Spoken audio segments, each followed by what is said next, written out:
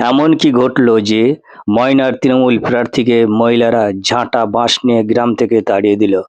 কারণ হলো চাকরি নেই, রাস্তাঘাট নেই, সেই কারণেই তারা ঝাঁটা বাঁশ নিয়ে তৃণমূল কংগ্রেসের প্রার্থীকে গ্রাম থেকে তাড়িয়ে দিল। দেখতে পাচ্ছেন সেই চিত্র, অসংখ্য মহিলা অসংখ্য পুরুষ তারা ঝাঁটা বাঁশ নিয়ে প্রার্থীর দিকে তেড়ে গেল এবং গ্রাম থেকে তাড়িয়ে দিল। সেই চিত্র আপনাদের সামনে আমি তুলে ধরলাম।